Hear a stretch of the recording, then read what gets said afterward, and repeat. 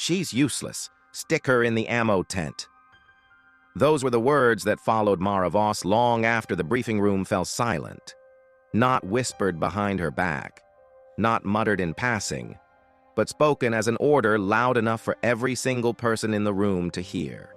She didn't argue, didn't defend herself, didn't even look up to meet their eyes. She just lowered her head, feeling every stare burn into her shoulders, and walked toward the tent where careers quietly fade away. The flap closed behind her with a soft thud. Outside, laughter drifted through the night air, short, sharp, careless, as if she wasn't even worth worrying about. Inside, the ammo tent felt colder than it should have. Metal crates stacked like walls around her, dust floating lazily through lantern light. A place built for storage, not for people, and definitely not for hope. Mara sat on a crate, hands resting on her knees, trying to ignore the pieces of conversation reaching her through the canvas. Just keep her away from the squad. She'll slow us down again. She's better off counting bullets. Each sentence landed like a stone dropped in water. Soft at first, then sinking deeper and deeper, until the weight settled somewhere she couldn't reach. She tried to breathe, quietly, slowly, as if the silence itself was watching her. She didn't realize her hands were trembling until the clipboard slipped against her thigh. She caught it, but the papers rattled, loud enough for her, and only her. To hear outside, the campfire crackled. Men laughed. Someone told a story about their last mission. A mission Mara would never be invited on again. She closed her eyes. It wasn't always like this. She used to belong, used to stand in formation with confidence, knowing her squad trusted her judgment, used to walk with them, talk with them, eat with them, like she mattered. But one hesitation on patrol, one moment of doubt that made them retreat 10 seconds later than they should have, one split-second pause that could have been the difference between an injury and a tragedy. And suddenly Mara wasn't a soldier anymore.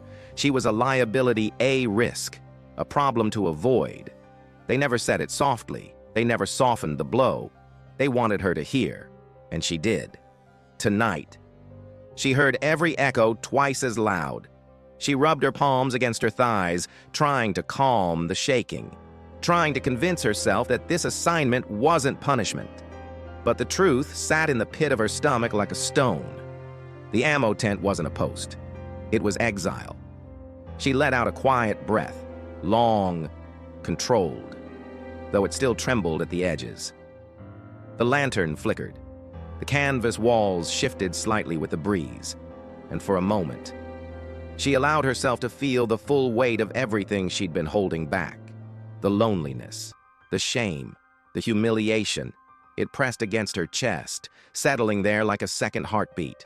She buried her face in her hands, and then she froze. The silence changed.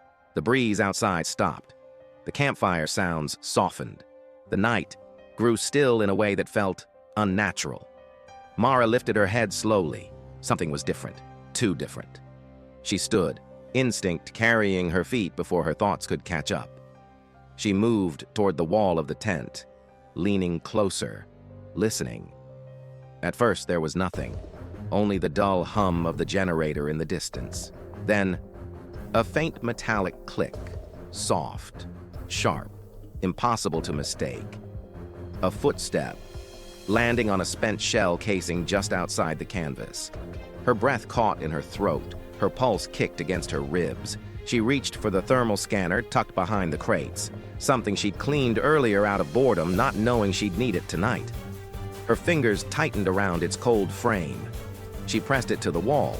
The screen flickered, blurred, then stabilized. Bright white silhouettes filled the display.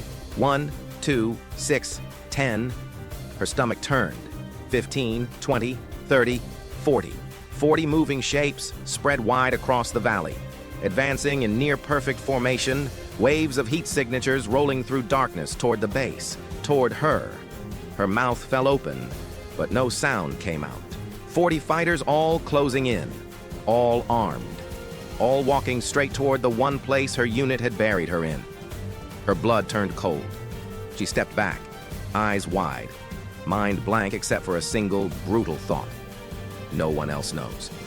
No alarms had triggered, no shouts, no sirens, no warning lights outside.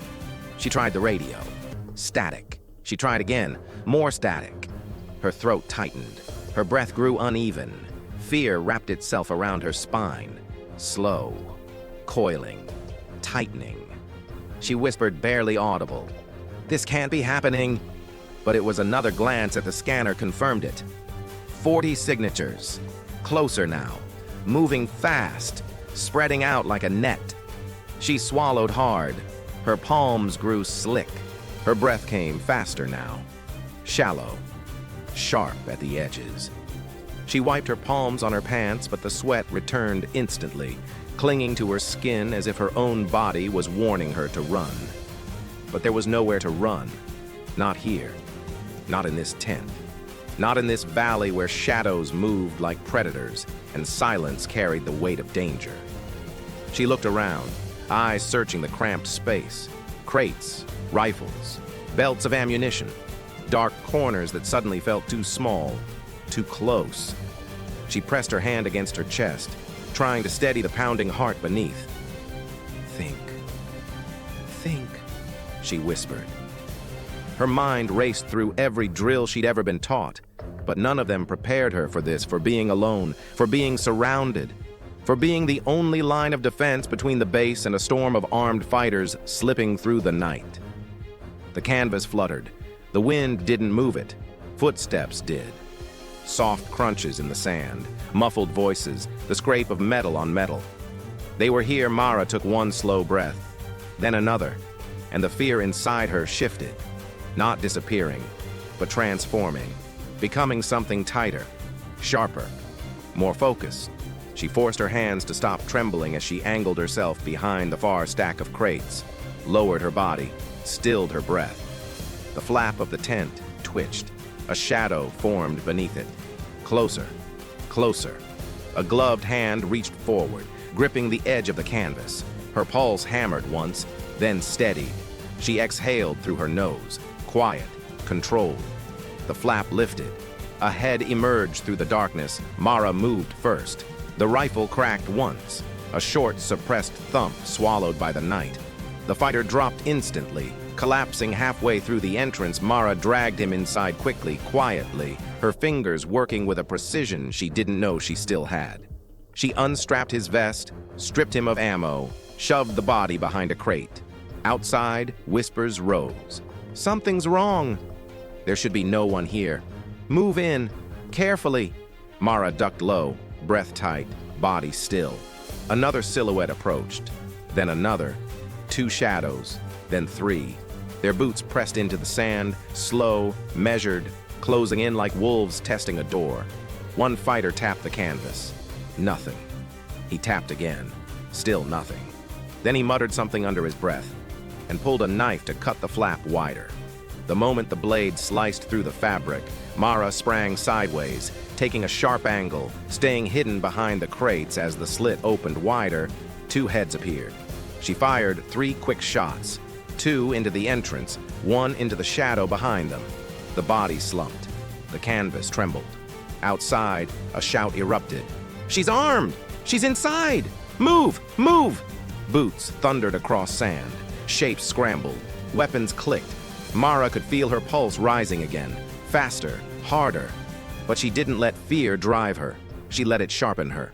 She shifted spots, crawling behind the central row of ammunition crates just as bullets tore through the canvas, punching holes that blasted sand into the air. She kept her head low, her breath slower than her heartbeat.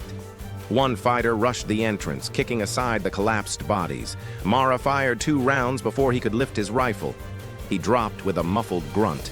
Another grenade rolled under her table. Mara didn't hesitate. She kicked it back out exactly the way her training had drilled into her. Heel first. Sharp.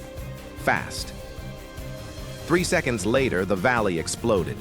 Fire flashed across the canvas. Heat punched into the tent like a wave. The force slammed Mara back against the crates.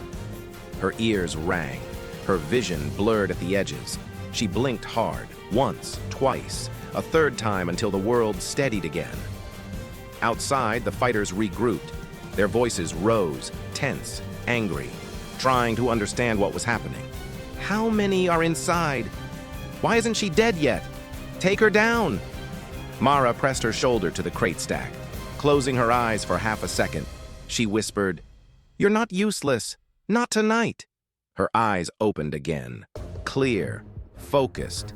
She reached for the dead fighter's rifle, checked the chamber, counted the rounds by touch. Then she pressed her back against the crate and waited, because the next move would come from them, and she was ready. The night outside shifted again, a ripple of tension passing through the fighters as they closed in from multiple sides. Mara could sense it through the canvas, their hesitation, their uncertainty, their fear of the dark tent that suddenly felt like it held more than one defender, but it was only her, alone, cornered, and yet somehow unbroken. The next wave came faster. A fighter rushed the entrance, sliding low across the sand to avoid her usual angle. Mara pivoted sharply, dropped to one knee, and fired before he even finished moving. He hit the ground hard. Shouting erupted behind him. "Get in there! Push her back! Take the tent!" 3 more fighters sprinted toward the flap. Mara changed positions again, crawling behind the opposite crates, breath controlled, heartbeat steady. The flap tore open. 2 rushed in. The third stopped just outside, covering them. Mara fired once. The first fell. Twice. The second collapsed on top of him. The fighter outside spun toward the sound. Raising his rifle, Mara fired again. Silence. For a moment, the valley went still. Not quiet, still. As if the night itself paused to understand what was happening inside the tent, Mara drew in a long breath, her lungs tight, her arms heavy. She knew this wasn't over, not even close, because she heard it then, a metallic scraping sound cutting across the sand. Something heavy, something mounted, a machine gun. They weren't trying to breach the tent anymore. They were preparing to rip it apart. Mara crawled to the back edge, peeking through one of the bullet holes in the canvas. The fighters were repositioning, 2 lifting the tripod, another feeding the belt. She counted at least 8 shapes moving in formation. Too many, too close. She closed her eyes for half a second, not in fear, but in calculation. When she opened them, her expression had changed. Determination replaced hesitation. Precision replaced panic. She reached for the dead fighter's vest, pulled 2 smoke grenades free, and held them in her palms for a moment, feeling the cold metal press against her skin. She whispered to herself, "Now." She yanked both pins, rolled them out under opposite sides of the tent. Within seconds, the valley vanished behind a rising wall of white smoke, thick, swirling, choking the line of sight from every angle. Shouts erupted instantly. "She's moving! Where is she? Watch the flanks! Don't lose the gun!" Mara didn't stay to listen. She slipped through a small slit she had cut earlier to create an emergency escape route. Her boots hit the sand softly, her body sinking low as she moved into the smoke. The world around her dissolved into shifting shadows, white fog, moving figures outlined in faint silhouettes. She lowered herself, creeping through the haze like a ghost, every breath slow and silent. A fighter appeared 3 meters ahead, his outline just visible through the fog. He wasn't looking at her. He was scanning the tent, rifle raised, searching for an enemy inside. He didn't expect the enemy to be behind him. Mara lifted her rifle, steadying her breath, and fired. He dropped instantly, disappearing into the smoke without a sound. 2 more moved closer, confused. Calling out to each other in urgent whispers, Mara took them both down. 1 shot, another. Each delivered with a calm that surprised even her. She wasn't reacting anymore. She wasn't surviving. She was controlling the battlefield. The mounted gun came into view through the thinning fog, a massive shape surrounded by 3 fighters setting it up, unaware of her presence behind them. She stepped closer, 1 careful foot at a time. her breath barely visible in the cold night air. She raised her rifle. One shot. The gunner collapsed over the weapon. Second shot. The assistant fell sideways, dropping the ammo belt. Third shot. The fighter on the tripod crumpled into the dirt. The machine gun went silent. Someone further back screamed, "How many snipers are out here?" Mara whispered into the darkness. "Just one." She moved again, disappearing into the fog before they could triangulate her shot. Every step felt heavier now, her legs burning, her arms trembling from the recoil. But she pushed through it, because she wasn't fighting to survive anymore. She was fighting to prove they were wrong, fighting to reclaim the dignity they tried to strip from her, fighting to remind herself who she truly was beneath the humiliation. The smoke began to thin. Shapes became clearer. The fighters were retreating into tighter formation, trying to regroup. Mara crouched behind a low dune, her rifle steady against her shoulder. She watched them, counted them, timed their movements. Then she moved again, silent, controlled, precise. One shot, another, and another. Each one echoing across the valley like a heartbeat. Slow, steady, deadly. When the last echo faded, the valley was quiet again. Not still. Quiet. In a way that felt unnatural. As if the night was holding its breath, watching her, waiting to see what she would do next. Mara stayed low, her knee pressed into the cold sand, her fingers curled around the rifle with a grip that shook just slightly now. Her lungs pulled in sharp breaths, her body reminding her she was still human, still breakable. But she didn't let herself collapse. Not yet. She scanned the valley through the thinning haze. Shapes lay scattered across the sand, unmoving, silent. The smoke drifted over them like a pale veil. For a second, just one. Mara allowed herself to think it might be over. Then she heard it, a low rumble in the distance, soft at first. Barely there, the kind of sound you feel in your ribs before you hear it in your ears. She froze. The rumble grew louder, deeper, layered with multiple engines, revving, approaching fast. Her eyes widened. Motorcycles, a lot of them. The second wave. She pressed a hand against the ground and felt the vibration travel through the sand, growing heavier, closer, until it built into a rhythm dozens of engines, racing toward her. Mara forced herself upright, muscles screaming in protest. Her body didn't want to move anymore. Her arms felt like stone, her legs like glass. But her mind, her will, was sharper than ever. She staggered back toward the ammo tent, the only place with enough cover and enough ammunition to make another stand.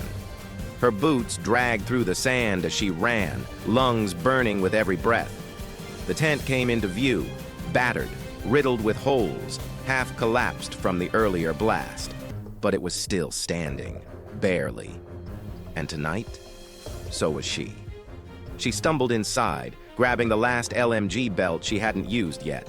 Her hands shook violently now, not from fear, but from exhaustion. She forced her breathing to slow, forced her fingers to steady, forced her mind to quiet.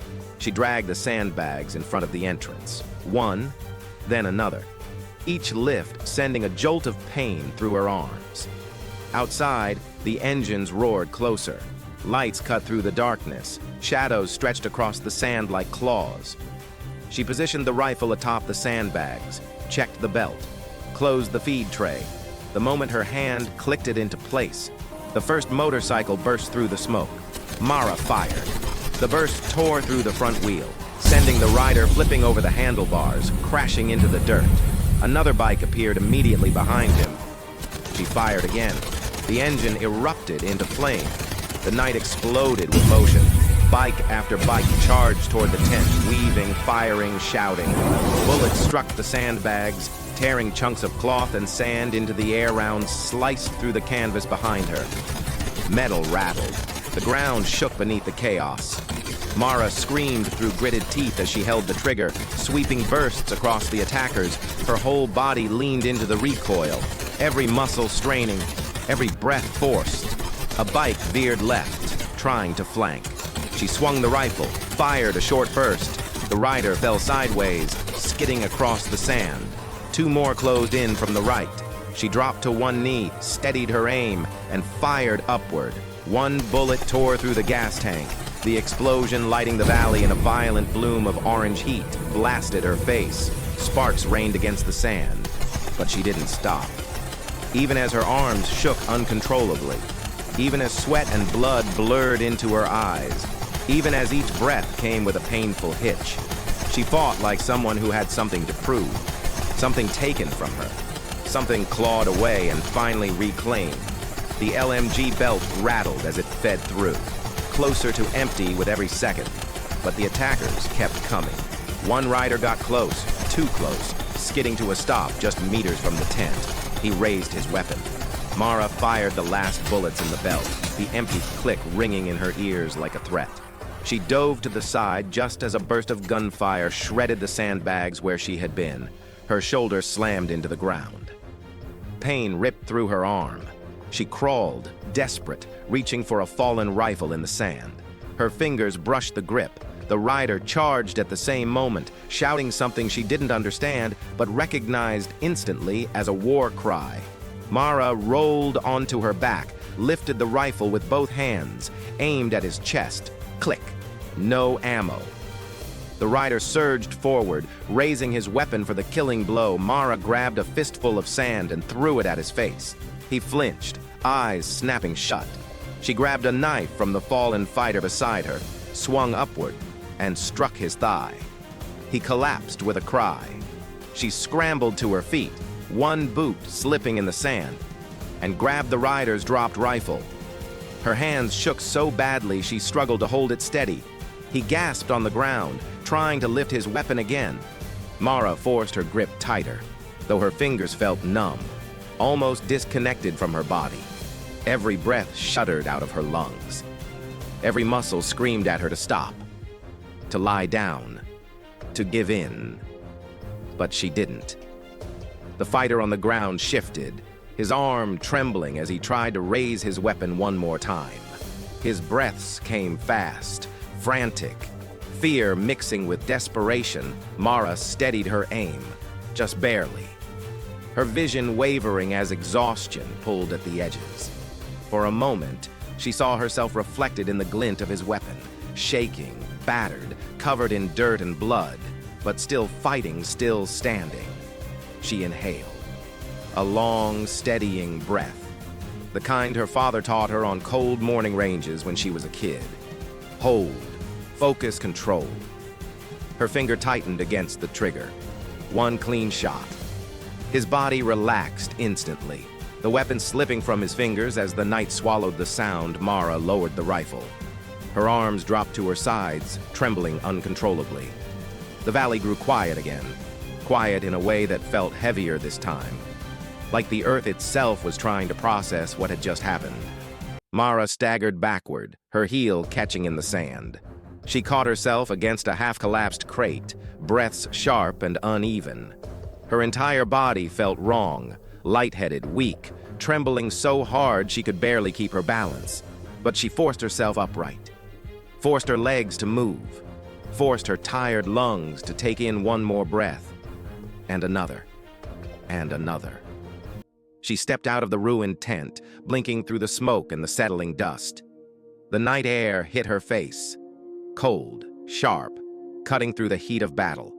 Bodies were scattered everywhere, dark silhouettes across the dunes, smoke rising in thin columns from the burning engines of the motorcycles. And beyond all of it, the horizon was beginning to glow. The faintest hint of dawn brushing against the darkness. Mara stared at the light, unsure if she was relieved or afraid of what the morning would reveal. Her legs finally gave out. She sank to her knees, one hand gripping the sand as the world tilted. Her throat tightened as she tried to breathe. Not from panic, but from the sheer weight of everything she had just done, everything she had survived. She pressed her palm over her heart, felt it hammering like a terrified animal in her chest. She whispered, barely audible, "You're not useless. Not anymore." The words cracked on her lips, not from pain, but from truth. A truth she had been denied. A truth she had been too afraid to believe. A truth she had just carved into the valley with her own hands. She wiped the sweat and dirt from her face, leaving streaks across her cheeks. The sky brightened slowly, soft light spreading over the battlefield, revealing the destruction, the chaos, and the impossible fact that she was still alive. She pushed herself to her feet with a shaky groan. Her legs wobbled but held. She took one step, then another, each one heavy, but deliberate. She walked toward the center of the valley, toward the place where it had all begun, toward the remnants of the night she had refused to surrender to. And as the sun finally broke over the horizon, its first light touched her shoulders, glinting off the rifle in her hand. Mara Voss stood alone in the early dawn, bloody, exhausted, trembling, but standing a figure who should have died. A soldier they had dismissed, a woman they had buried behind a tent of forgotten ammunition. Yet here she was, alive, victorious, unignorable. And for the first time in her life, Mara allowed herself to believe something dangerous, something powerful. She mattered. The quiet didn't last long. A low rumble drifted across the valley, different from the motorcycles, deeper, steadier. Mara turned her head slowly, eyes narrowing through the haze patrol trucks. Their engines hummed across the sand, cutting through the dawn light as they approached the base. Dust rose behind them in long, pale trails. Voices carried faintly through the morning air. Confused, uneasy, uncertain. The trucks rolled to a stop just outside the perimeter. Doors swung open. Boots hit the ground. Mara stood still, watching them through the smoke, the rifle hanging loosely from her hand.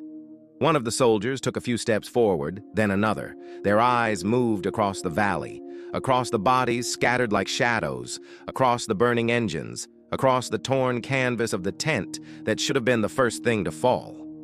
And then they saw her. Mara Voss, standing alone in the devastation she had survived. Someone whispered, "Dear God." The words spread through the group like a shockwave. The sergeant pushed to the front, jaw tight, breath sharp. He stopped when he reached the edge of the dunes.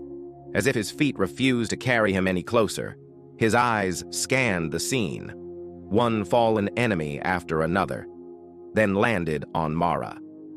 She didn't move. Her face was streaked with dirt and dried blood, her hair matted, her uniform torn, her arms trembling with exhaustion, but her eyes were steady. The sergeant swallowed hard. His voice cracked when he finally found words. She did all this?" Another soldier stepped forward, shaking his head in disbelief.